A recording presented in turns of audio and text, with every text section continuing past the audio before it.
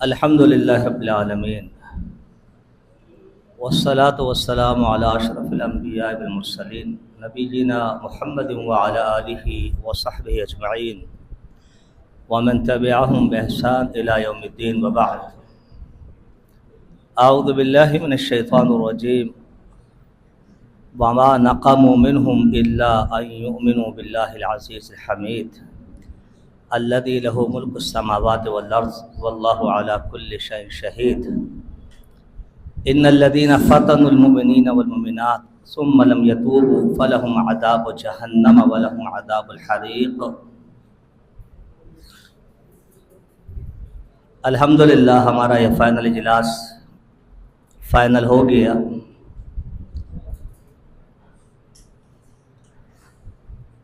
محفل حسن قرات کے بعد شعبہ درس نظامی کے دو گروپ اپنے اپنے عنوان کو لے کر چلے اور بحمداللہ بہت خوب چلے.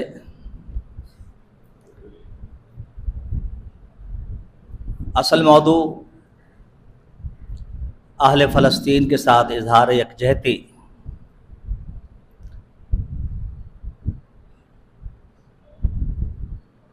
جامعۃ الاحسان الاسلامیہ کی طرف سے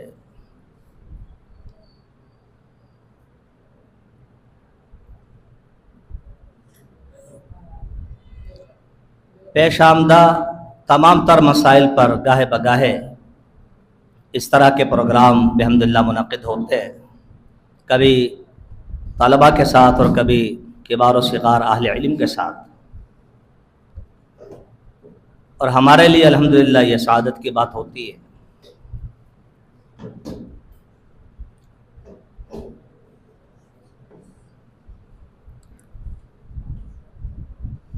فلسطین، اہل فلسطین سے متعلق تمام تر گفتگو آپ نے سماعت فرما لی. یقیناً بہت کچھ جذبات دیکھنے میں آئے. جذبات اچھے ہیں، البتہ جذبات کی بھی شروط و قیود اور حدود ہیں. ہر فورم پہ اس کو بھی ملحوظ خاطر رکھنا چاہیے.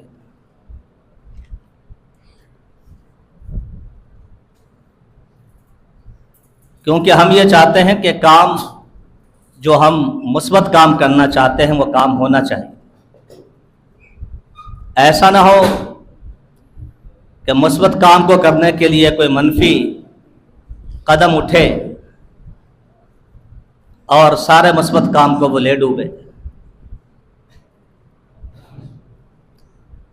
ہم میں سے ہر شخص نامکمل ہے. کوئی یہاں دودھ سے دھلا ہوا اور فرشتہ نہیں ہے. حسن ظن رکھنا چاہیے احباب کے بارے میں، اداروں کے بارے میں، تنظیموں کے بارے میں اور جملہ مسلمانوں کے بارے میں. ہم اس موقع پر اس عنوان کے ساتھ یہ پیغام مدر الجامعہ شیخ حسن سلفی حفظہ اللہ تعالی اور اساتذہ کرام کی نیابت کرتے ہوئے اس پیغام کو پہنچانا چاہتے ہیں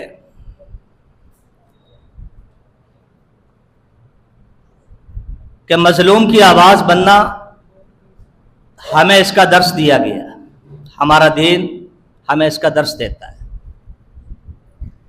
نبی کریم صلی اللہ علیہ وسلم نے ہجرت حبشہ سے واپس آنے والے صحابہ کرام سے پوچھا کہ دوران سفر تم نے کوئی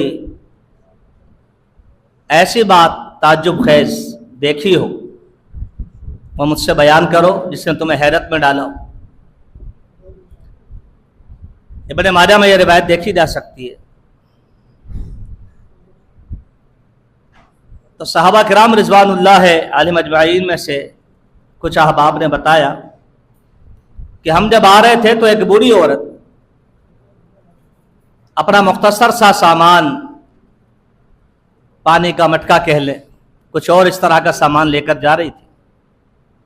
سر پہ اس نے رکھا ہوا تھا. تو ایک تگڑے سے نوجوان نے اس کو دھکا دیا اور وہ بیچاری گر گئی، کمزور تھی، مظلوم بھی ہو گئی، سامان اس کا بکھر گیا، مٹکا اس کا ٹوٹ گیا۔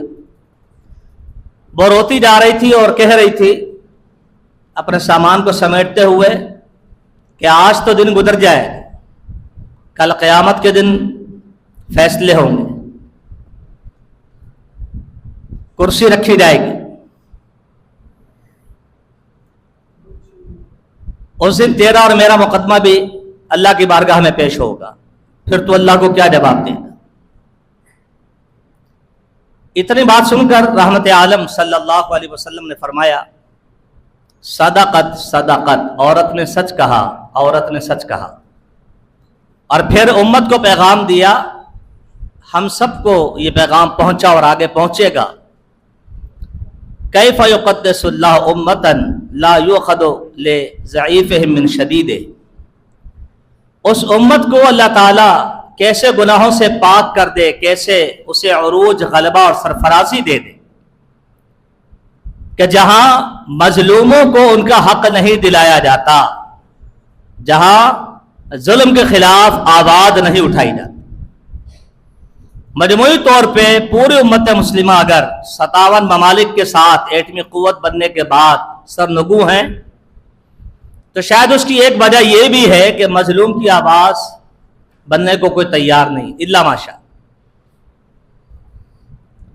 تو ہماری سرفرازی، کامیابی، کامرانی، پوری امت مسلمہ کو ہمارا یہ پیغام ہے، جہاں تک ہماری آواز پہنچے، کہ ہماری تقدیس، ہماری معراج، ہمارا غلبہ وابستہ ہے اس بات سے کہ ہم مظلوم کی آواز بنیں، ظالم کے خلاف آواز بلند کرنا سیکھیں، ہر فورم پہ جہاں اللہ موقع دے، اس میں ہماری کامیابی۔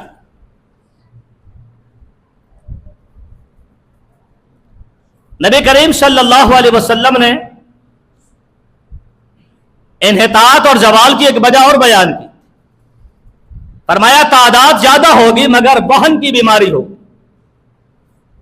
مقام مرتبہ کھو بیٹھیں گے۔ اور آپ نے وہن کے بارے میں وضاحت کی، حب الدنیا و کراہیت الموت۔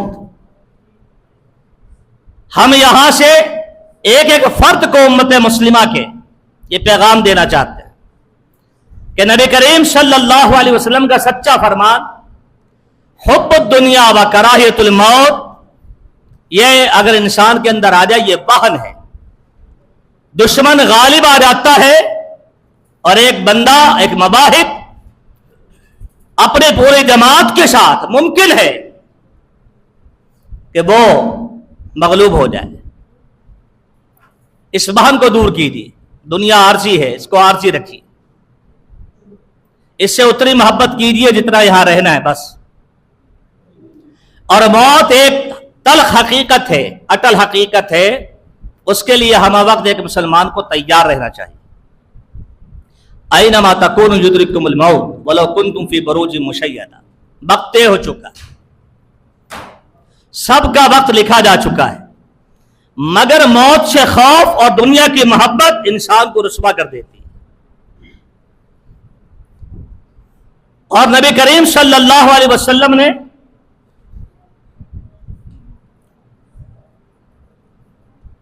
یہ بھی کہا تھا کہ اذا تبایعتم بالعینہ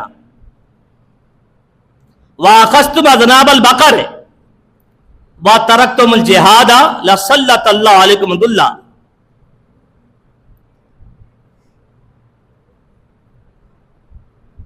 بیع العینہ معاشرے میں رائج ہو چکی ہے، یہ زوال اور پستی کی ایک شکل ہے، ایک بنیاد ہے، اور انسان دنیا پر شادہ اور فرحا ہے، حبس مٹ نہیں رہی، جس کو اخذتم اذناب البقر کہا گیا، ورضیتم بالزرع، دنیا کے ساد و سامان، رقبے اور مربے، اس پہ تم راضی ہو جاؤ، اور اللہ کی راہ میں نکلنا، تلوار اٹھانا، دشمن کو للکارنا، یہ ختم ہو جائے گا، تو اللہ تعالیٰ تم پر ذلت کو ڈال دے۔ اور یہ جب تک رہے گی جب تک تم دوبارہ اس رستے پر نہیں لوٹو گے جو کتاب و سنت کا رستہ ہے، جو جہاد فی سبیل اللہ کا رستہ ہے۔ بالخصوص حکمران وقت کو ہمارا پیغام ہے، جتنے بھی اسلامی ممالک کے حکمران ہیں ان پر یہ حدیث واضح ہو چکی، ان کی ذمہ داری ہے، فوج ان کے پاس ہے، قیادت ان کے پاس ہے، اقتدار ان کے پاس ہے، عوام دست و بازو تو بن سکتے ہیں مگر آگے بڑھ کر کچھ نہیں کر سکتے جب تک کہ قیادت آگے نہ بڑھے۔ اور کامیاب آواز وہی ہے جو برسر اقتدار طبقہ اٹھاتا ہے، وہی کامیاب بائیکاٹ ہے جو سفارتی سطح پر اٹھایا جاتا ہے، حکمرانوں کی سطح پر اٹھایا جاتا ہے۔ اگرچہ اجر تو سب کو ملتا ہے مگر اصل بائیکاٹ وہی ہے جو ارباب اختیار و اقتدار اختیار کرے۔ اصل جہاد وہی ہے کہ جو قیادت کی سربراہی میں ہو اور وہ دشمن کے لیے موت کا پیغام ہوتا ہے۔ اسی طرح کل جسد الواحد کی بات آپ نے سنی، دیکھیے بات بڑی آسان ہے سمجھنے کے لیے۔ نبی علیہ الصلوۃ والسلام نے فرمایا یشد بعضہ بعضا، ایک دیوار کی طرح ہوتے ہیں۔ دیوار جب بنتی ہے نا اس میں بجری کا ایک کردار ہے، سیمنٹ کا ایک کردار ہے، پانی کا ایک کردار ہے، لیکن جب دیوار بن جاتی ہے نا تو اس میں سے آواز نہیں آتی کہ میں یہ ہوں اور میں یہ ہوں۔ تو اتحاد اس درجے کا ہونا چاہیے کہ اپنا وجود مٹ جائے، اور کہا جاتا ہے نا ہاتھی کے پاؤں میں سب کا پاؤں، اس طرح ہونا چاہیے۔ ایسے اتحاد کا کوئی فائدہ نہیں کہ اتحاد بھی ہو گیا، اجتماعیت بھی ہو گئی، تنظیم سازی بھی ہو گئی، اور پھر ہر شخص جو ہے اپنا ایک تشخص چاہتا ہے۔ وہ اتحاد کامیاب ہے جس کو ایک دیوار کی شکل میں بنایا جائے، جس میں شامل ہونے والے اپنا وجود مٹا دے، ایک عبارت ہو، ایک خلافت ہو، ایک نظم ہو، ایک آواز ہو، ایک بدن ہو، پھر دیکھیے اس کے ثمرات۔ اور اپنی اس آواز کو، اپنے اتحاد کو، اپنی اس قوت کو جہاں تک استطاعت ہے بڑھانے کی ضرورت ہے۔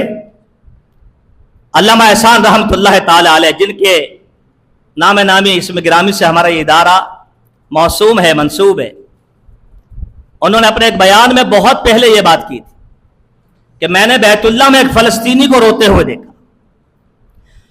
اور وہ بیت اللہ کا غلاف تھام کر یہ دعا کر رہا تھا اللہ پاکستان کو سلامت رکھنا۔ تو میں نے اس سے کہا کہ تیرا پاکستان سے کیا لینا دینا؟ اس نے کہا پاکستان سلامت ہے تو فلسطین سلامت ہے۔ یہ ہمارے لیے کتنی بڑی سعادت کی بات، اور نہ جانے یہ کب کی بات ہے۔ تو بالخصوص اور دو روئے زمین پر اگر کوئی ملک بنا ہے اسلام کے نام پر تو یہ ملک ہے نا، ریاست مدینہ ہے، اور پھر یہ ہے۔ تو بڑی عظیم ذمہ داری ہمارے کندھوں پر عائد ہوتی، بہت عظیم ہم پیغام رکھتے ہیں، اور لوگوں کی نگاہیں ملک عزیز پاکستان کی طرف ہے، پاکستان کے حکمرانوں کی طرف ہے، پاکستان کے عوام کی طرف۔ تو ہم یہ ساری باتیں جو ہم نے سن لی اور سن رہے ہیں اور سنتے رہیں گے، اس کے ساتھ ساتھ ایک عظیم مرحلہ دعا کا ہوتا ہے کہ ہم شب و روز اللہ کی بارگاہ میں اپنے مظلوم بھائیوں کے لیے، بہنوں کے لیے، سسکتے ہوئے، بلکتے ہوئے ان مظلوم بچوں کے لیے، وہ لوگ جو موجود ہیں جو رخصت ہو گئے، ان کے لیے ہم دعا کے لیے ہاتھ اٹھائیں اللہ کی بارگاہ۔ اور اللہ رب العالمین کے لیے کوئی چیز مشکل نہیں، وہ اس کائنات کا واحد خالق اور مالک، وہ یقیناً ہمارے دعاؤں کو سنے گا اور سنتا ہے۔ اور دعا جو ہے مسلمان کا ہتھیار، جب تک ہم بے بس ہیں، بظاہر کچھ کرنے کے قابل نہیں رہے، ایک محدود دائرے میں ہمارے آباد ہے، تو ہم اللہ سے دعا کریں کہ اللہ ہماری اس آواز کو عالم دنیا تک پہنچا دے، اور اللہ تعالی مظلوم فلسطینیوں کا کشمیریوں کا، اور جہاں جہاں مسلمان ظلم و ظلم کے چکی میں پس رہے ہیں، اللہ ان کا حامی و ناصر ہو، اور اللہ تعالی ہمیں ان کی مدد کے لیے، معاونت کے لیے اجتماعیت کے ساتھ، اتحاد امت کے ساتھ، مثبت رویے کے ساتھ اللہ تعالی ہم سب کو منتخب فرمائے، اور ہمارا یہ ایک مختصر سا پروگرام اللہ تعالیٰ اسے آخرت کا ذخیرہ بنائے اور مظلوم فلسطینیوں کے لیے داد رسی کا سبب بنائے۔ بالتوفیق ہو بید اللہ تعالی۔